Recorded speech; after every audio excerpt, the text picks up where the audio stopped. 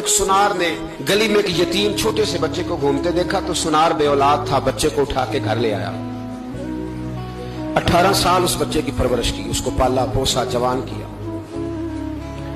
سنار کے پاس وہ دکان پہ چلا جاتا، وہ کئی دفعہ دکان پہ رہتا، کئی دفعہ گھر میں رہتا۔ ایک دفعہ وہ دکان پہ تھا، بچہ گھر تھا، 18 سال کا جوان، اس کی بیوی اکیلی تھی۔ وہ جس نے ماں بن کے پالا تھا اس نے اسی پہ حملہ کر دیا، اس کا بازو بری نیت سے تھاما، بیوی چیخی۔ تھوڑی دیر گزری تو وہ نوجوان پیروں میں بیٹھ گیا، کہنے لگا ماں پتہ نہیں مجھے کیا ہوا۔ شام کو سنار آیا، بیوی چیخنے لگی، چلانے لگی، کہنے لگی آج عجیب بات ہوئی، جس کو میں نے جگر کا خون دے دے کے پالا اسی نے گندی نظر ڈالی۔ سنار محو حیرت ہے، بیوی کا خیال تھا کہ لاٹھ اٹھائے گا، ڈنڈا اٹھائے گا، نوجوان کو مارے گا، لیکن وہ رونے لگ گیا۔ اس نے کہا آج اس نے میرا بازو تھاما ہے، جانے کیا کیا ہے؟ پریشان ہونے لگ گیا، سجدے میں گر گیا، کہا تو بتاتا کیوں نہیں؟ تو وہ سنار کہنے لگا اس کی غلطی نہیں، 18 سال کے بعد آج مجھ پر بھی شیطان سوار ہوا تھا۔ ایک عورت آئی تھی، وہ اپنے بازوؤں میں چوڑیاں پہننا چاہتی تھی تو میں نے بھی گندی نظر سے ہاتھ ڈالا تھا، رب کریم نے مجھے فوراً اس کی سزا دی۔ جن کے گھروں میں بیٹیاں ہوتی ہیں ان کی نظریں گندی نہیں ہوتی، جو بیٹیوں کے باپ ہوتے ہیں، جو بہنوں کے بھائی ہوتے ہیں، ان کی نظریں گندی۔ اور اگر تو ٹیلی فون کرتا ہے، تو کسی عورت کے ساتھ تعلق رکھتا ہے تو یہ بات لکھ لے، امام فخر الدین رازی 1، علامہ اسماعیل حقی 2، ملا جلال الدین رومی 3، امام خازن 4، امام جلال الدین سیوطی 5 حدیث کے استاد اور محدث لکھتے ہیں کہ اگر تو کسی پر گندی نظر ڈالے گا تو تیرا گھر بچ سکتا، یاد رکھ نہیں بچے گا، اس لیے کہ تیری نظر کسی کی بیٹی کو بیٹی سمجھ تاکہ تیری بچی کا پردہ قائم رہے، کسی کی بہن کو۔ یہ کیا بات ہوئی کہ تو جتنا مرضی گند معاشرے میں پھیلاتا رہے تیرا گھر بچا رہے؟ یہ کیسے ہو سکتا ہے؟ فَإِنَّ لَهُ مَعِيشَةً ضَنْكَ، اللہ فرماتا ہے زندگی تنگ ہو جائے گی تیرے لیے مشکل، تو ڈھونڈتا پھرے گا کہ میں مرنے کو جگہ تلاش کروں۔ سچی توبہ کرے، کھری توبہ کرے، یہ گناہ انسان کو مجبور کر دیتے ہیں۔ ایک دفعہ نا حضرت ابوبکر صدیق اور جناب عمر فاروق کی نا کسی بات میں شکر رنجی ہو گئی، اختلاف رائے ہو گیا، تو جناب عمر ذرا ڈاڈی طبیعت کے بندے تھے، ڈانٹ دیا ابوبکر صدیق کو۔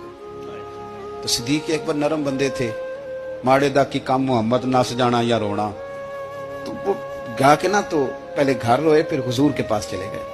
جناب عمر کہتے مجھے بھی خیال آیا کہ یار یہ مجھے نہیں کرنا چاہیے تھا۔ تھوڑی دیر کے بعد اچھے لوگ جو ہوتے ہیں ان کا غصہ جلدی اتر جاتا ہے۔ کہتے میں نے جا کے جناب صدیق اکبر کے دروازے پہ دستک دی تو پتہ چلا وہ تو گھر ہی نہیں، میں سمجھ گیا، میں ڈر گیا، میری ٹانگیں کانپنے لگی۔ کیوں ڈر رہے ہو عمر؟ فرمانے لگے اس لیے ڈر رہا ہوں کہ ابو بکر جب اپنے گھر نہیں ہوتے تو دروازہ رسول پہ ہو۔ ساری بات تو سنا دی ہوگی۔ فرماتے ہیں میں نبی پاک کی بارگاہ میں پہنچا، سامنے ابو بکر بیٹھے ہیں، پشت مبارک میرے کریم رسول کی کعبے کی جانب، چہرہ صدیق اکبر کی جانب، دونوں کی گردنیں جھکی ہوئی۔ جناب عمر پاک فرماتے ہیں کہ میں بیٹھا تھا اور سوچ رہا تھا، سلام لی، جواب ملا، پر گردنیں نہیں اٹھائیں دونوں نے، مقدس گردنیں جھکی رہی۔ میں سوچ رہا تھا کہ اب حضور مجھے ڈانٹیں گے تو میں صدیق کے پیر پکڑوں گا، میں علی کو سفارشی بناؤں گا، میں منت کروں گا، لیکن کوئی بولے تو بات بنے نا۔ کہتے ہیں جب دیر ہو گئی، یہ سکوت بھی بڑا مشکل ہوتا ہے، اوہو اگر کبھی وہ چپ کر جائے تو یہ بھی بڑا مسئلہ ہے، محبوب بھی چپ کر جائے۔ کہتے میں بڑا پریشان ہوا، جب میرا کلیجہ منہ کو آیا نا تو جناب عمر کہتے میں بولنے لگا تو آنسو میرے پہلے نکل گئے۔ اللہ اکبر۔ کہ میں نے رو کے کہا سونیا بھول گیا تھا، میں گیا تھا ابو بکر کے گھر معافی مانگنے، پر یہ یہاں آ گئے۔ یہ میرے دوستو اس میں میری تقریر نہ سمجھنا، میرے رسول پاک کے یہ اصل لفظ آپ کو کتاب میں ملیں گے، آپ طبقات ابن سعد اٹھا کے دیکھیں۔ جناب عمر کہتے ہیں میں نے عرض کی حضور میں نے غلطی سمجھ لی تھی، میں گیا تھا ابو بکر کے گھر حضور، میں بھول گیا تھا۔ فرماتے ہیں نبی پاک نے جب گردن مبارک اٹھائی تو حضور کی داڑھی آنسوؤں سے بھری ہوئی، اور لفظ کیا تھے؟ فرمایا عمر تم میری خاطر میرے ابو بکر کو معاف نہیں کر سکتے تھے؟ اب بات کو سمجھیں، یہ نہیں فرمایا ابو بکر نے غلطی نہیں کی، فرمایا چھوڑ نہیں سکتے تھے، تم میری وجہ سے میرے صاحب کو چھوڑ نہیں سکتے تھے؟ پھر حضور نے فرمایا عمر یہ سارا مکہ تلواریں لے کے مجھے قتل کرنے آتا تھا، یار یہ اکیلا تھا، اس نے کھول کے بازو کہا تھا کہ جو حضور تک جائے گا میری لاش سے گزر کے جائے گا۔ فرمایا دنیا بھول جاتی ہے، مجھے یاد ہے ابو بکر صدیق نے مال بھی دیا، اولاد بھی دی، میری خاطر چھوڑ نہیں سکتے تھے؟ جناب عمر کہتے ہیں میں اس کے بعد سمجھ گیا کہ میرے مصطفیٰ کی رضا اسی میں ہے کہ ابو بکر کو راضی رکھا جائے. سبحان اللہ. زندگی میں دولت کی دوڑ کبھی نہ لگانا, کبھی نہ. اور زندگی میں کسی بندے کو بھی تولنا ہے تو اسے دولت کے ترازو میں نہیں تولنا, قطعاً نہیں, ورنہ عداوت ختم ہی نہیں ہوگی. آپ یقین کریں, چھوٹے بھائی کو کسی نے تھپڑ مار دیا تو بڑا دنیا کو دکھانے کے لیے نہیں, حوصلہ مند بڑا بھائی, حوصلہ مند تھا, دلیر تھا, پر وہ باہر آیا. اس نے کہا میں کاٹ کے رکھ دوں گا, کسی کی جرت ہے میرے بھائی کو ہاتھ لگائے. اور اس کی ماں نے بھی کہا, پر اس نے کہا ماں نہیں, میرے پرا نو میرے ہوں سوال ہی نہیں.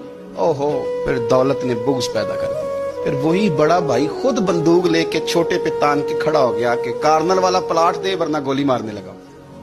اوہو, اتنی عداوت دولت کی خاطر. حضرت عمر کا زمانہ تھا, بہت سارا مال آ گیا, مسجد نبی میں ڈھیر لگ گئے. تو حضرت فاروق اعظم مسجد نبی کے ستون سے لپٹ کے رونے لگے, آنکھیں چھم چھم برسنے لگی. عمر شکر کا ٹائم ہے, آپ رو رہے ہیں. فرمانے لگے حضور کا زمانہ اچھا تھا, سویرے روٹی ملتی تھی, شام نہیں ملتی تھی. ابو بکر کا دور اچھا تھا, ایک وقت کھاتے تھے, ایک وقت بھوک کاٹتے تھے. میرے لیے یہ آزمائش رہ گئی تھی. اتنے ڈھیر مال کے آ رہے ہیں. آپ فرمانے لگے تمہیں نہیں پتا, جہاں مال آتا ہے وہاں عداوت بھی آتی ہے, بغض بھی آتا ہے, نفرتیں بھی آتی ہیں. اب تباہی اترے گی. اب اس کے لیے لوگ لڑیں گے, اب بھاگیں گے, لالچ کے رشتے بنائیں گے. اب لوگوں کو شیشوں میں اتارنے کی کوشش کریں گے, جھوٹ بولیں گے, چاپلوسیاں کریں گے, خوشامدیں کریں گے, تباہی اترے گی. او یار, رشتوں کو پیسوں کے ترازو میں نہ تولیں, ورنہ عداوت بڑھ جائے گی. دولت بڑا بغض پیدا کرتی, اس کی دوڑ لگ جاتی. بھابھی کہتی ہے بھائی سے کہ بڑے بھائی نے خرید لی ہے فلانی چیز, اب تو نہ خریدے تو گزارا نہیں ہوتا. وہ بڑی دور چلے گئے لوگ, نفرتیں, عداوتیں عروج پکڑ, کبھی نہ تولیں کبھی. او یار, بھائی سے پلاٹ اچھا ہوتا ہے, بھائی سے پلاٹ اچھا ہوتا ہے. ماں جایا بھائی, اس سے دولت اچھی ہوتی ہے, اس سے مکان اچھے ہوتے ہیں, بھائیوں سے بڑھ کے ہوتی ہیں چیزیں.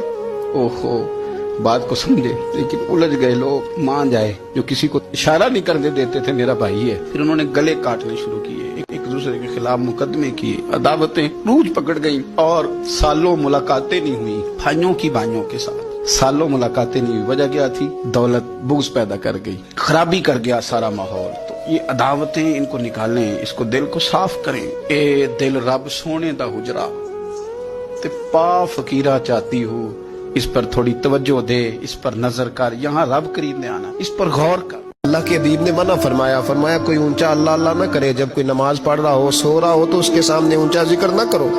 کہتے میں ایک دن اونچا اونچا ذکر کر رہا تھا, اونچا اونچا میں ذکر کر رہا تھا, کیونکہ عشق لگا سی کھیڈاں کھیڈ دی نوں, تے مینوں کھیڈاں بھول گئیاں. میں کجل پایا سی یار دے ویکھنے نوں, پھر او دی یاد وچ روندے آئی ڈل گئیاں. حیدر شاہ اس گلی کدے نہ رلدی, پر ہن تے رل گئیاں. کہتے میں اونچا ذکر کر رہا تھا تو حضرت عمر فاروق رضی اللہ تعالیٰ عنہ نے ڈانٹ دیا. فرمایا تجھے نہیں پتا حضور نے منع کیا؟ تو عمر نے ڈانٹا تو میں چھپ کے بیٹھ گیا کونے میں.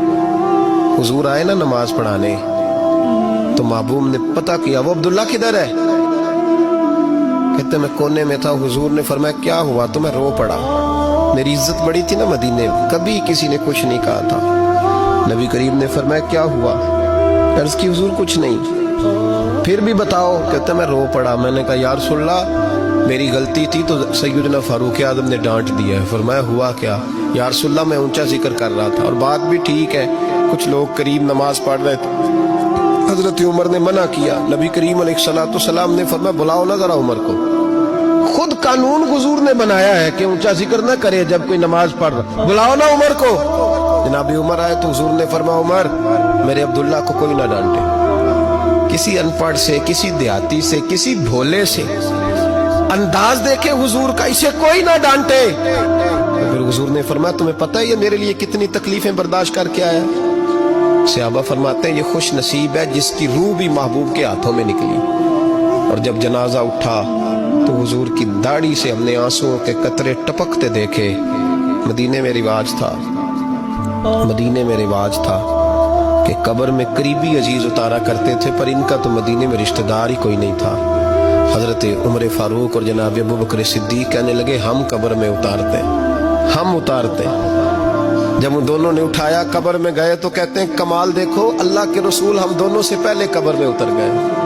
اور حضور نے یل بدایا ون نہایا میں موجود ہے, کب مجھے دو میں قبر میں اتارتا ہوں. کہتے ہیں حضور نے تنے تنہا پکڑا, تنے تنہا قبر میں اتارا. پسے مردن فرشتوں نے جو تلاشی لی تو کیا نکلا فقط ایک دل کے گوشے سے خیال مصطفیٰ نکلا.